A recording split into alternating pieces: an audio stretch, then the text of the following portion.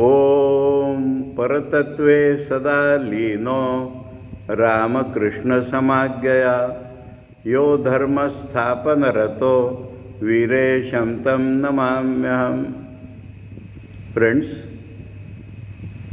last Monday we started reading Swami Vivekananda's Karma Yoga, and on the first day we saw the perspective of Karma Yoga. Let us recapitulate the points.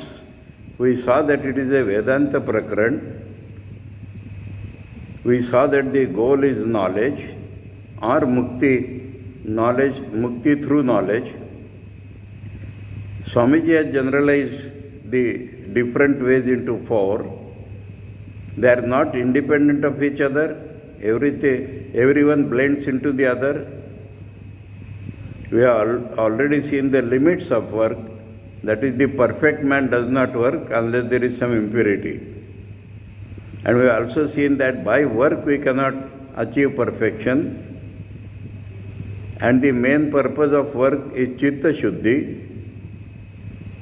And Swamiji defined Karma Yoga as the knowledge of the secret of work. And we saw that Anasakti is the principle of Karma Yoga, but this Anasakti is a whole life's work. And we can get it either on the basis of Jnana or on the basis of Bhakti or both. This is what we saw last time. So, let us once more discuss the Anubandha Chatushtaya. Purpose of our life, Swamiji has himself given. Purpose of life is Jnana or freedom through Jnana. Now I want to discuss a little of what is this Jnana. This Jnana is not at all information. This Jnana is not at all so-called intellectual conviction. This knowledge is not at all understanding. This knowledge is the change of our consciousness. If we analyze our consciousness, we will find that we are aware of ourselves as Jiva. We are aware of ourselves as a limited being, a subject living in the midst of this world which is full of objects. This is our basic knowledge behind all our thoughts, all our feelings, all our sankalpas. And this is a wrong knowledge, as we shall find out. The real knowledge or the real consciousness is what Thakur possesses, or what all the men who have reached perfection, what they possess, the rishis possess. And they possess the knowledge that there is only one reality in the world, there is only one consciousness in the world, there is only one bliss in the world, and this one is one without a second. So second, third, fourth, that which we see are appearances of this very one. And this knowledge has given absolute peace and blessedness in the lives who have this. While our wrong knowledge makes us suffer again and again. So, this knowledge is the goal of life means change of consciousness is the goal of life. And how we attain it? Why it is yoga means the method of attaining this goal of knowledge. In Bhagavad Gita, yoga is described as Tat Prapti Upaya. And in Bhagavad Gita we find 18 yogas. And Swamiji has said in Vedanta there are innumerable yogas. And Swamiji has generalized them into 4. On what basis? That also we can see. According to the Western psychology, please note down those who want, mind is the seat of consciousness, thinking, feeling and will. This is New Webster Dictionary. Mind is the seat of consciousness, thinking, feeling and will. Now this is an incomplete definition. Because in Aitareya Upanishad and Brihadaranyaka Upanishad we find mind is 10 to 20 things. Imagination is a faculty of the mind. It is not thinking, feeling or will. Self-observation is a faculty in the mind which does not come in these three. Self-control is a faculty within the mind which does not come in these three. But for practical purposes, we have consciousness. Mind is the seat of consciousness. I do not know whether Webster knows it, but to our mind, consciousness just we have seen is only one. We call it Brahman or Vedas or Vedanta's Rishi's consciousness that reflects on this body-mind complex, and we get I, my consciousness. So mind is the seat of consciousness means mind receives the consciousness from God. That is they call mind is the seat of consciousness. And then other three are functions of the mind. Thinking, feeling, will are the major functions of the mind. And this, if thinking, all our lives together, our thinking, feeling, willing has been wrong due to our wrong knowledge. So in two ways we can see. We may say thinking has to be corrected, or we may say thinking has to be used for getting that knowledge, and we term it as Jnana Yoga. Our feeling is wrong. We are attached to particular persons and hate other persons. Feeling should be, we should love God and God alone, and because God resides in everybody, we should love everybody without any distinction. This is the, in short, correct application of feeling. So we have to correct our feeling or use our feeling for the realization of God. This is called Bhakti Yoga. Now will. Will is of two types. Either just now I told you, self-control is a function of the mind. We can take it separately, or we can take it as negative function of the will. How is will defined? I shall do this. This will, isn't it not? I shall not do this is equally a function of the will.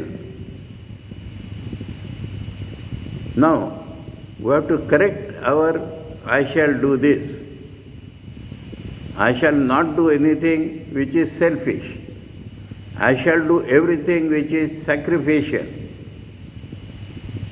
That is, using our will to get perfection or correcting our will. This is Karma Yoga, in short. And I shall not do this is a tremendous force. If wrongly used, then Kolkata Banda, Bengal Banda, Bharat Banda. If rightly used, I shall not do anything which is from the lower side of my personality. I shall not allow any function of my lower side of personality. I shall allow only the highest functions of my life. If this is properly handled, corrected or properly handled, this is the science of Raja Yoga. So, I have defined in short the four yogas depending upon this Swamiji's four yogas as connected with this Western analysis of the mind. Depending upon these main functions of the mind, Swamiji says he has generalized or grouped the various yogas, Gita says 18, into these four categories. We can understand this on the basis of this Webster Dictionary's analysis, rather the Western analysis. Now, what is the place of this karma in this Karma Yoga? Doing karma is not karma yoga. Not doing karma is not the karma yoga. Swamiji has explained, we saw on the last occasion, we are doing karma because we cannot keep quiet.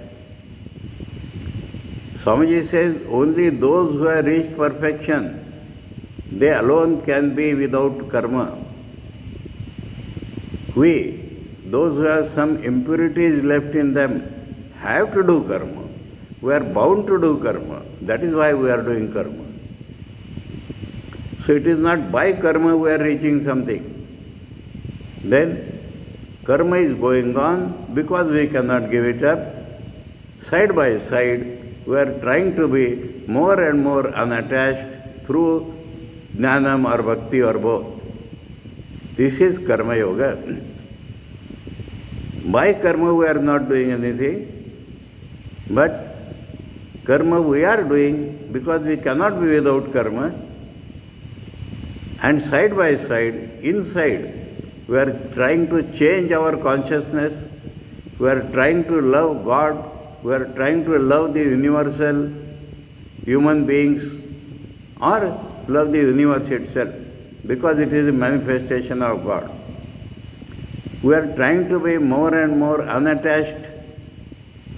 So karma yoga means karma goes on and we are trying to change ourselves within. This is karma yoga. I will give some examples now, some allegorical examples which have come to my mind. Let us start from karma yoga itself. We take a piece of sandalwood and rub it with the help of little water. What happens? Fragrance. We go on rubbing till the whole sandalwood is gone and what remains is fragrance only. This is karma yoga. Suppose we are sugar and we dissolve the sugar in water. Sugar is gone, we get the sweet syrup. This is bhakti yoga. Suppose we are camphor and we ignite this camphor, camphor vanishes, what leaves behind is the flame. This is jnana yoga. We take a man and bury him alive deep into the sand. He will die one day. That is Raj Yoga. And that is why during my lectures on Patanjali I said it is an incomplete science. Anyway, so this is an allegorical presentation of the four yogas. Then, so what has happened? Our goal of life is perfection, freedom from the senses, through knowledge. The method is karma will go on. We are trying to be more and more unattached, and by the end of our life or before, by God's grace, we will attain that. This is karma yoga. So, what we are, the important point is whom are we? There are thousands and thousands of millions and millions of people in this world. The Bhagavad Gita tells us, Manushyanam sahasreshu kaschid yatati siddhaye yatatam api siddhanam kaschid mam veti tatvata. Amongst thousands, not 1,000, among thousands, hardly anyone attempts to become perfect. And amongst those who struggle and relatively become perfect, there are one or two who reach the goal. One or two is not a chance. Those who follow the Shastras, they will reach the goal. Those who will try to go subjectively may have to travel more. So what is the connection? We learn from people like Swami Vivekananda. Why we have taken up this Karma Yoga? We know Swami Vivekananda has practiced it. We know Swami is a perfect person. we know Swamiji is qualified to teach us. And that is what we said in the first shloka.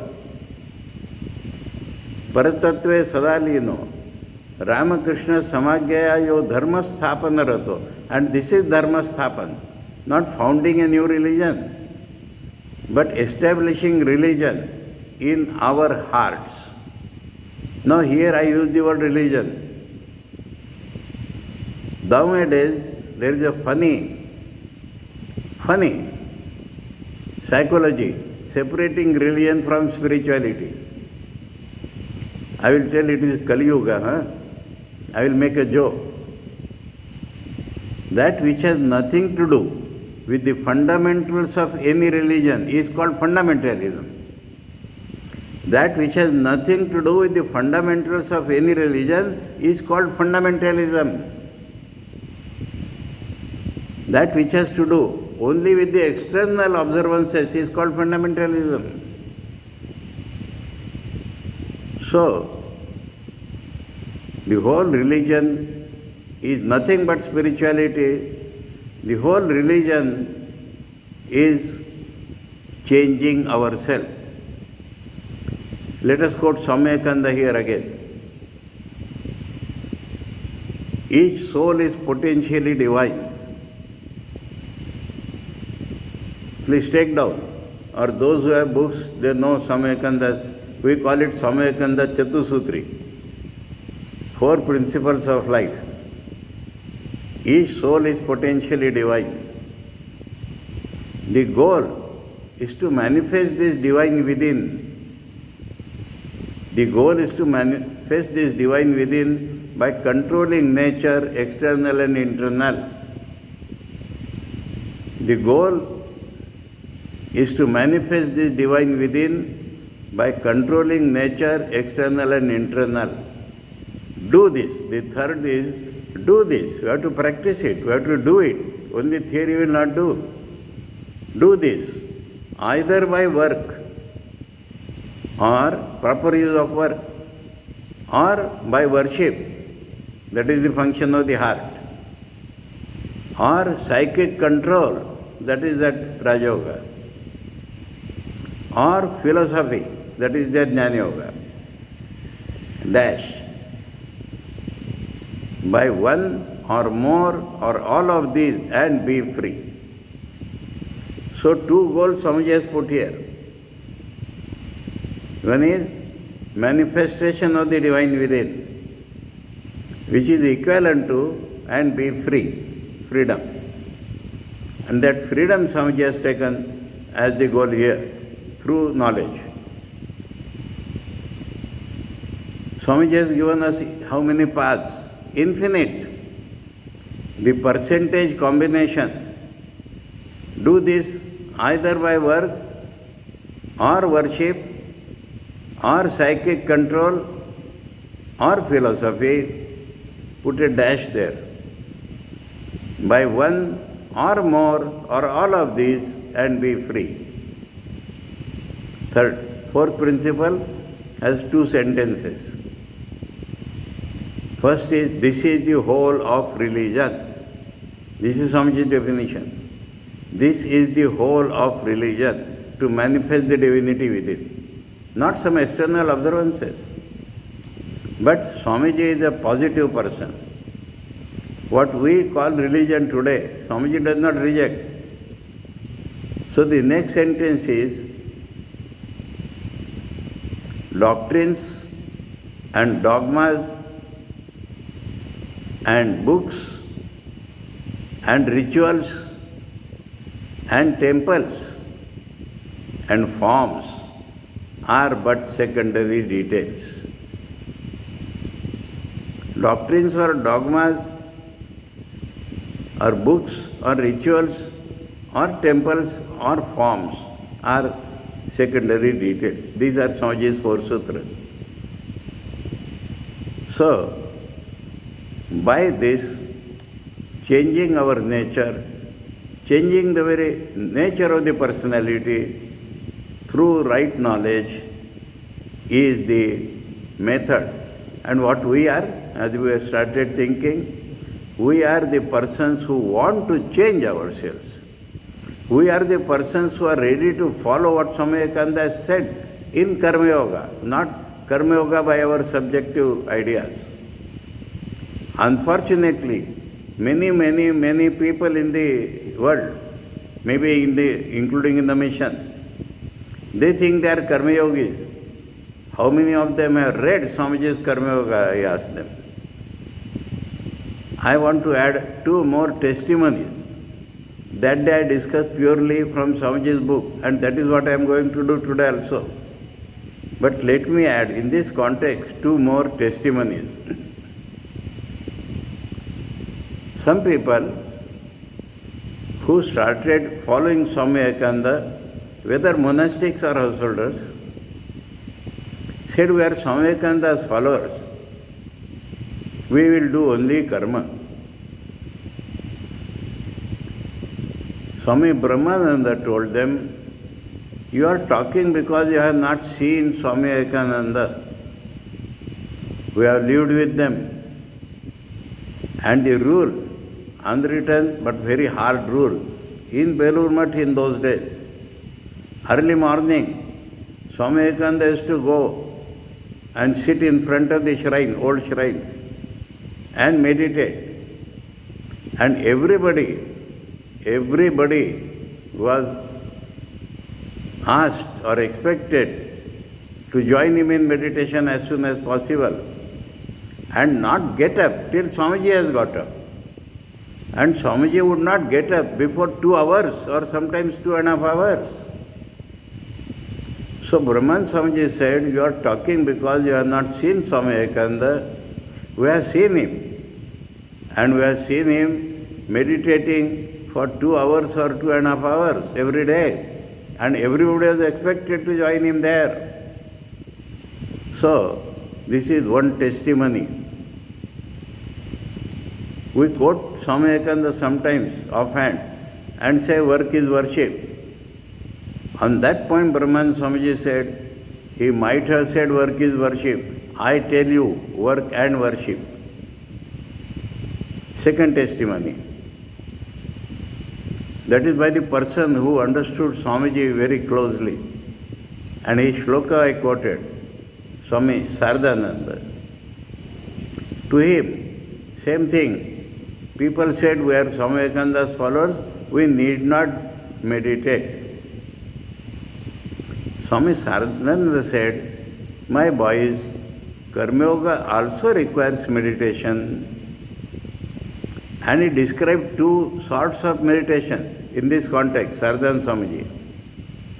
He called it morning meditation and evening meditation, remember. Exactly tallying with 18th shloka of the 4th chapter of the Gita. In the said in the morning, the sadhaka requests God to make him his instrument to work. He intensely prays, he intensely tries to feel that he is an instrument in the hands of God. That is his morning meditation. And in the evening, he introspects throughout the day, did I follow that? Did I not feel egoistic in between? Did I not feel selfish in between? Some people write a diary, a true diary for this purpose, to observe themselves what they have done throughout the day, and then renew the prayer that maybe tomorrow I should do better. This is what Sardan Swamiji described, that the Karma Yogi also has meditation morning and evening of 2 types. Now, so this is the 2 observations on following Swami Vivekananda. So now I wish to turn to the textbook which we have in our hand. We are starting with the first chapter. And we have to read very critically, trying to understand each word and each sentence. So the name of the first chapter is Karma in its effect on character. You see, as we discuss the purpose of doing everything, similarly, we should try to understand the purpose of the writer. To get the meaning out of what the writer said, it requires for us to understand what is the purpose why the writer is writing like this. Remember, it is the first chapter. And in first chapter, Swamiji is what he is discussing? Karma in its effect on character. Have you understood it? Karma, whatever we do, has two fruits, two effects simultaneously. Every karma that we do has two results simultaneously. One is called the outside result. Normally we call it phala, fruit, outside result. Side by side, whatever work we do, there is inside sanskara, impression built upon our heart. Every karma, side by side, builds up an sanskara, an impression on our mind. And in Karma Yoga, we are not interested in what the outside world will give us. We only want to study how karma affects our character. So Swamiji has started telling Karma Yoga by first making us remember we are not going to discuss. In the Vedanta, or in the Vedas rather, there is a Karma Kanda. And it tells us, if you do this, you will get this result. If you do this, you will get this result. And in the world, many people follow that. Or in the modern world, if you do this, you will earn money. If you do this, you will get a good wife. If you do this, you will become the political leader. That is called the outside result. And Swamiji says we are not concerned with the outside result. In the Karma Yoga, what karma we do and how it produces an impression on our mind and what should be the impressions. And through these impressions our character is formed. And through this character we are going to become perfect. These are the links. The very purpose of the name of the first chapter is that. Now, one link I will tell. If we think too much of the outside results, we cannot pay sufficient attention for the character building. We ignore, we do not covet, we do not want, we are not thinking of the outside results. We are purely thinking of every karma, how it is going to change our character. That is the significance of the name of the first chapter. Swami Vivekananda has hinted very clearly, has said, by telling that karma in its effect on character, he means to say karma has some outside effects also with which we are not concerned. We are concerned with the effect which the karma produces on our character. Immediately we understand we are not interested in going to heaven.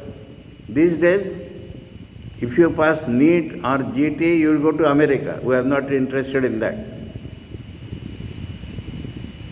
If you do this, you will go to Dubai. We are not interested in that. If you do this, you will be manager or in charge of a center. We are not interested in that. How to do karma?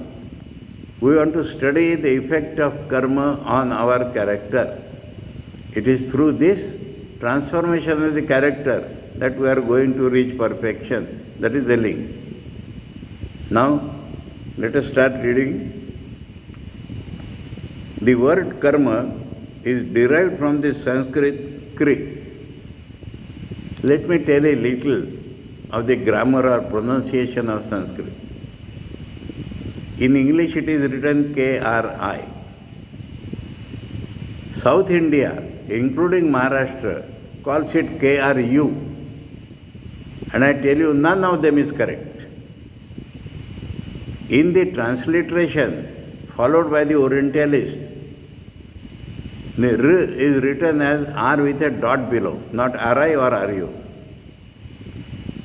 But in the absence of that, Swamiji is using the more popular thing, in some places, Kri. Swamiji is speaking, Swamiji is not writing. So that has been taken down by goodwill. Why I mean to say, this R is taken as a vowel as well as a consonant. If we join something to that then it becomes R. So it is not Ri or Ru, mind you, but approximate, because I am trying to critically study, I am telling you the very first word. Kri or Kru, both are incorrect.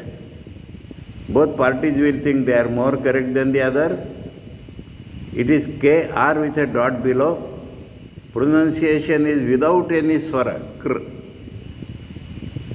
When A is added below, it becomes R. Anyway, so the word karma is derived from the Sanskrit kri, to do.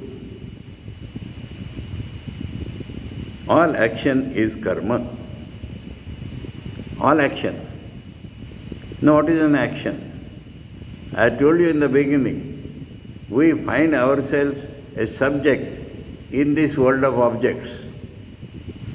And anything, somebody asked me, I remember in Chandigarh, how you define karma, what is karma? I told them, visualize, think, imagine of Sri Ramakrishna in Nirvikalpa Samadhi. Anything other than that is a karma. In Nirvikal Samadhi, the subject-object separation is not there. As soon as the subject-object separation is there, subject acts on objects. Objects are acted upon by subject. This is karma. This is what Swamiji means, all action is karma. Later on in this very chapter he will tell, breathing is a karma, thinking is a karma. If we think we will not do karma, that is a karma. Because I am the doer and I will not do karma. So remember, karma is derived from kri. It means actions. All action is karma. Now Swamiji is telling something more. Don't think that it is some information Swamiji is providing. Shastrakaras are not interested in giving us some information. Every sentence of Swamiji has a spiritual value. Technically means philosophically, this word also means the effects of all action. Why Swamiji is telling is, whatever we do today will have an effect. We must remember that whatever we do, including breathing, eating, sleeping, injuring others, sacrificing ourselves for others, anything we do, thinking, will have a future effect. And as I told you, two types of effects. So, the another meaning of the word karma, Swamiji is telling us to warn us, beware, whatever you are going to do will have a result. Not only outside result, but on your character also. So that is the meaning Swamiji is giving us. Then the third meaning. In connection with metaphysics, it sometimes means the effects of which our past actions were the causes. In common talk in India, if some man is suffering, we say it is your karma. If some man finds some happiness, we say it is your karma. Here karma means the phala of the karma which you have done in past life. So, this also Swamiji is tell us that don't blame anybody. What you have, happiness or misery or anything in this world, is the result of your past karmas. So these three definitions Swamiji gives to instruct us how to look at life. All action is karma, beware. Every action will produce a result outside or inside. And today what we are experiencing is the result of what we have done in the past. These are the three, not informations, but deeper impressions on our mind they should produce. But in Karma Yoga, that means we must be remembering this, the karma effect, future effect. But when we are thinking of Karma Yoga, when we are thinking of using karma as a means to realize our nature, to manifest our divinity, to become free, we have simply to do with the word karma as meaning work. That is, meaning is that all actions we have to take into consideration. In Karma Yoga, we have to take into consideration all action of ours and how it produces effect on our character. Now, to think anything in this world, in our life, as we were trying to think the goal, the first thing is to know the aim of life. The first thing is to know the goal of life. Then only we can think what we are doing is right or wrong. Then only we can understand what effect it is producing, whether it is taking nearer to the goal or away from the goal. So the first point discussed in the Karma Yoga is not karma.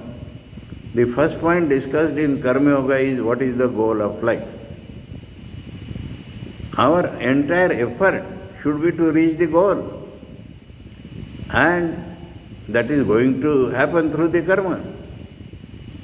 And we have to study the effect of karma on our character.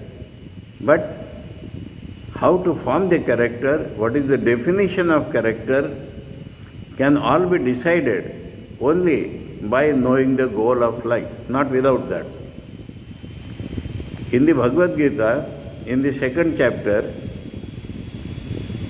Vyavasayatmika buddhir eka iha kuru nandana bahu shakha hi anantascha buddhayo avyavasayinam. Iha means in this spiritual science,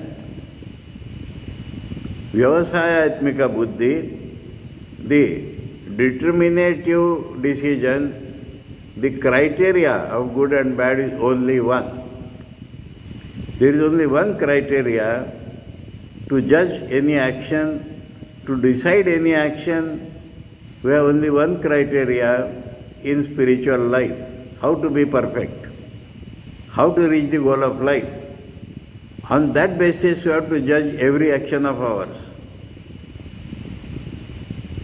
Those who do not have this goal, those who do not have this criteria, there is no end to their criteria. Bahu shakhai anantascha avyavasenam buddhayo. I want to become a doctor, I want to earn money, I want to marry, I want to lead a happy life, I want to go to America. How many aims are there? On what basis you are going to judge you are right or wrong? There is no limit to the criteria we apply to think whether we are doing right or wrong. And there is no end to this. Anantascha. On the other hand, those who are walking the spiritual path, there is only one criteria. How I shall manifest the divinity in me, how I shall gain the perfection of character, how I shall be free from every bondage in this world. On that basis I have to judge whether I am on the right path or wrong. You will say, how we can judge? We may make mistakes. To that Swamiji has replied, if a man with an ideal, remember, write down, if a man with an ideal makes 1,000 mistakes, the man without ideal makes 10,000.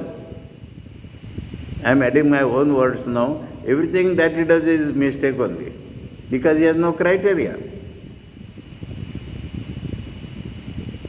So, first Swamiji will determine the goal of life. And that is why in the perspective we try to see this. First Swamiji will fix up the goal of life. In Sri Ramakrishna's life we see this in a very natural way. Even as a child, even as a small boy, any action was presented to him. Friendship with a person, to take some course of action, his mind would first go into the final result which it will produce.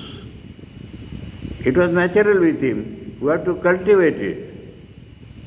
He would try to find out what final result is produced by this course of action or this friendship. And if he thought that that is correct, beneficial, he would apply himself 200% for that. And if he found it is not conducive to that, he will run away from that 200%, never approach that. And so, the first point Swamiji proposes is find the goal of life. And then we have a criteria to judge our karmas. Every karma will go on producing effect on character.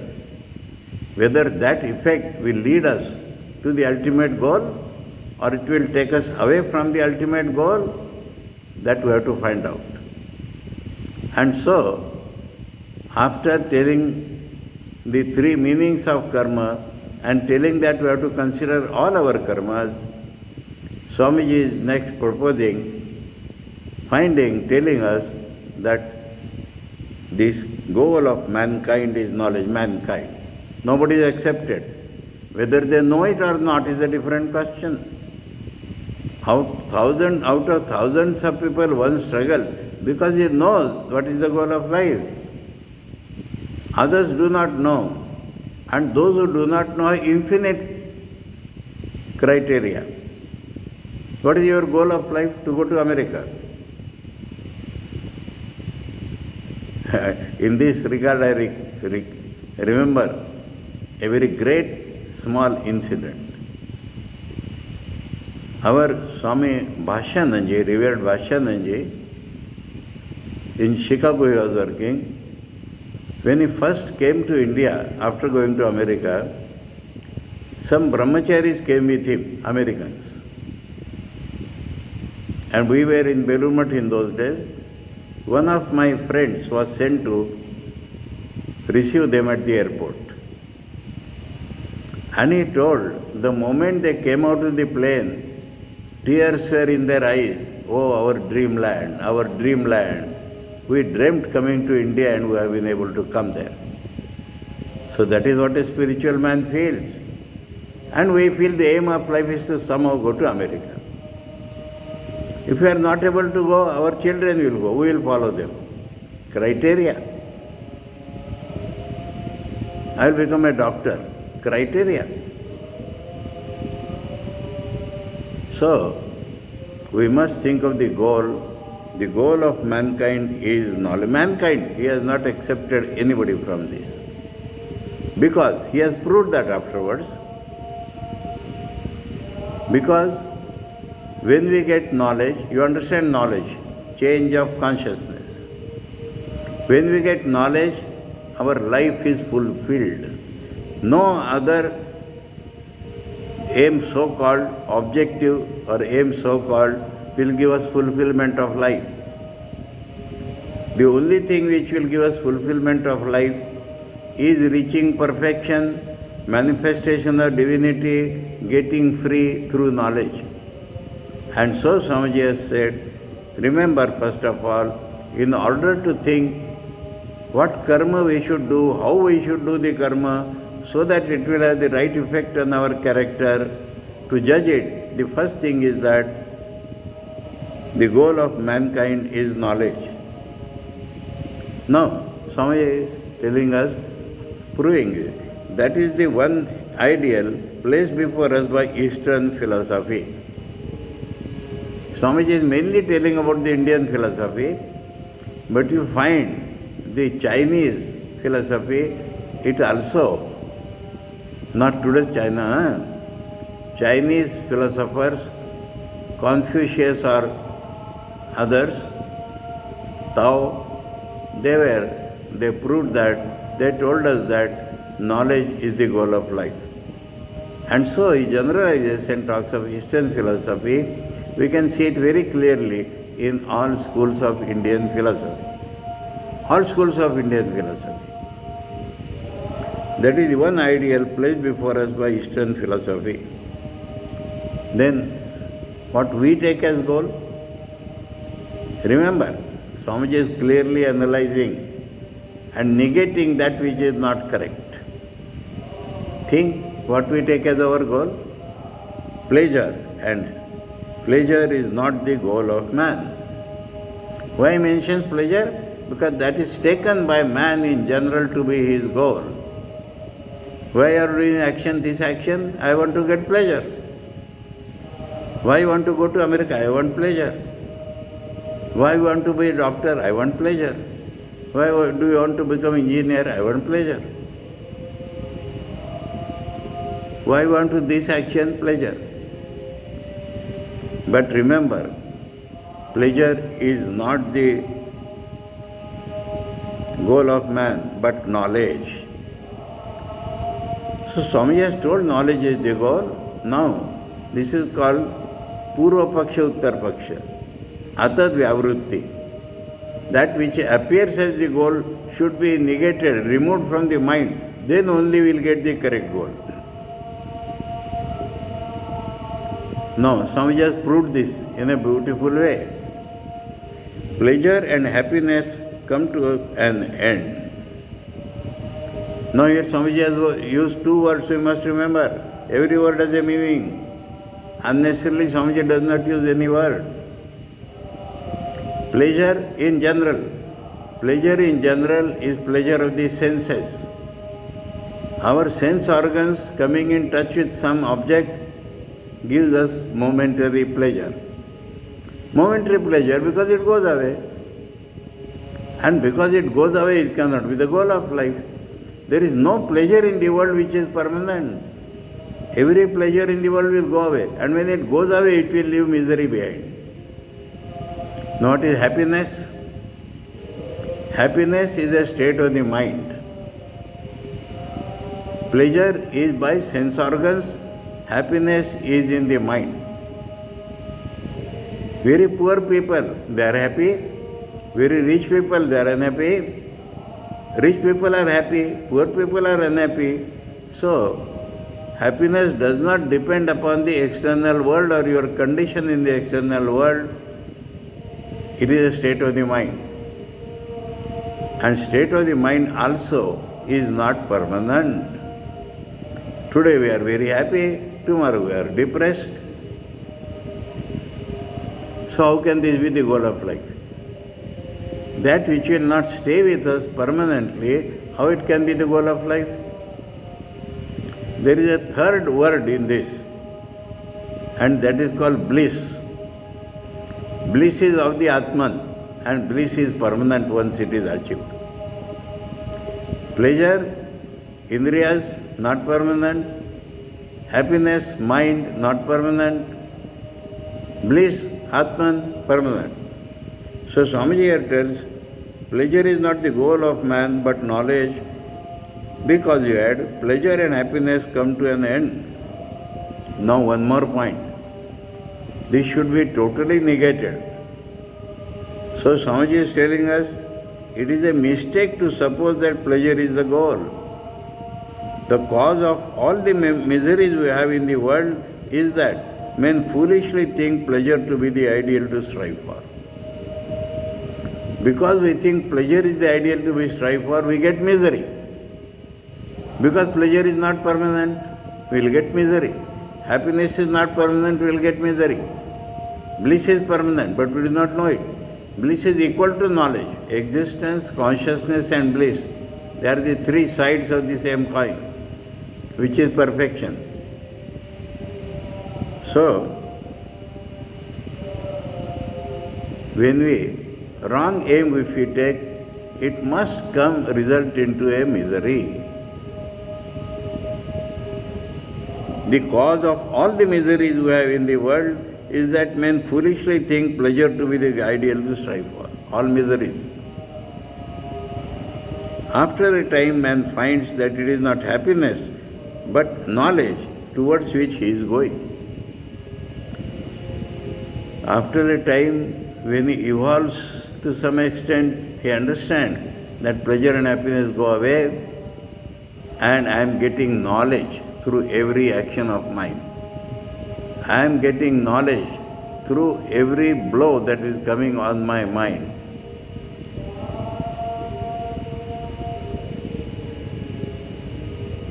It is not happiness but knowledge towards which he is going, and that both pleasure and pain are great teachers.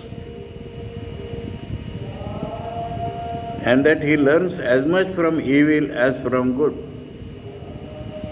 We do a bad action or a wrong action, we get some pain out of that, then we know that this bad action has resulted into this. It has given a wrong sanskaras on us. So that blow is a great teacher. Both pleasure and pain are teachers. When we find pleasure, we only think that action was not bad.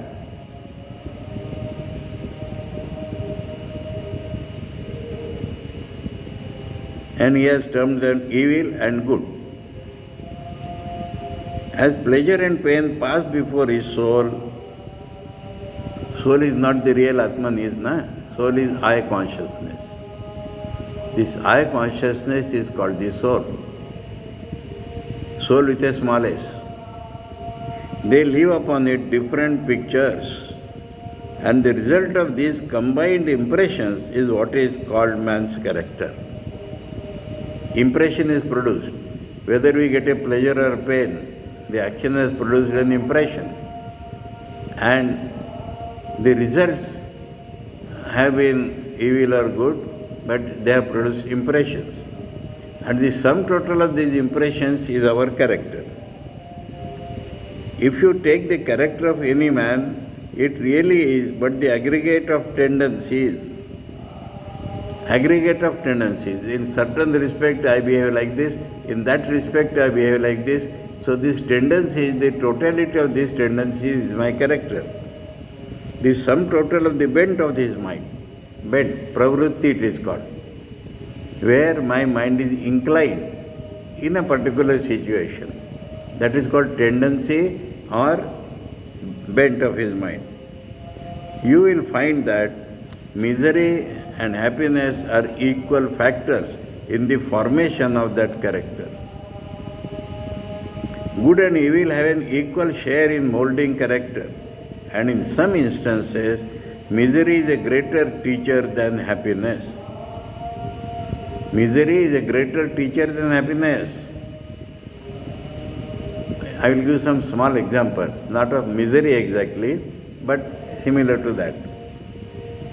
A small boy is sent to market, and seeing the small boy, the shopkeeper cheats him. Instead of 2 rupees, he charges 4 rupees. When he comes back, people tell you have lost 2 rupees. His father used to tell it is not loss. He has spent it in experience account. 2 rupees for vegetables, 2 rupees for experience account. So, the wrong action has given him lesson. And in some instances, misery is a greater teacher than happiness. In what instances he is showing now? Not all. In studying the great character the world has produced, I dare say, in the vast majority of cases, it would be found that it was misery that taught more than happiness. It was poverty that taught more than wealth. It was blows that brought out their inner fire more than praise. Let us take a few examples. The big example comes immediately before the mind is Bhagwan Sri Ramachandra. He did not become great because he was the son of a king. He became great because he spent 14 years in forest. Sita, we remember, she was born a king's daughter, another king's daughter-in-law, and she became great because she suffered 14 years in the forest. So, great examples if we take, we always will see. There is another incident. Some social worker lady has written a letter to Swami Vivekananda. We do not have the letter, but Swami Vivekananda's reply to her we have. And Swami is giving point by point reply. From that we can understand what were the questions. And lastly she must have said that I feel like weeping facing this world. To that Swamiji replies, Mother, why are you afraid of weeping? Weep. Weep and the tears will clear your eyes and you will see Brahman everywhere. That is what Swamiji says. And then he challenges, show me one great person in the world who has become great rolling on the rose petals without a thorn pricking him. Show me any great person. Every great person has become great after suffering. Now we take Swami Vivekananda himself. He was the son of a wealthy man, and when the wealthy man passed away, Swami Vivekananda found he has left the family in debts. And this brilliant graduate of Calcutta University was not getting a job in those days. And he suffered financially. His mother and brothers suffering from hunger. He used to say, somebody has invited me, would not take food in the house. For days together. And that made him great. So the greatness comes through misery more than by happiness. And we are afraid. If something pinches us, we are afraid. Oh. So, sometimes a question is asked whether it is for a common man. My reply is, it is for everybody if you don't want to remain common. If you want to become great, if you want to succeed in life, if you want the fulfillment of life, if you want the manifestation of the divinity, you have to accept every challenge. One small incident let me tell and then close today's talk. Two friends were there. One of them became a surgeon. The other friend asked him, what is this surgical science?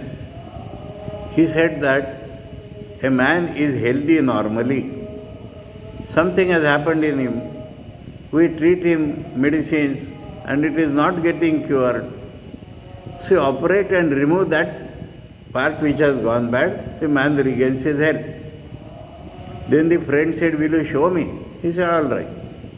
So he got special permission and put him up. You know, on surgical theatre there is a gallery above. So he put him in the gallery. And a difficult operation was made for an hour and a half. He thought that the friend will praise him now. So he said, friend, have you seen that? How did you like it?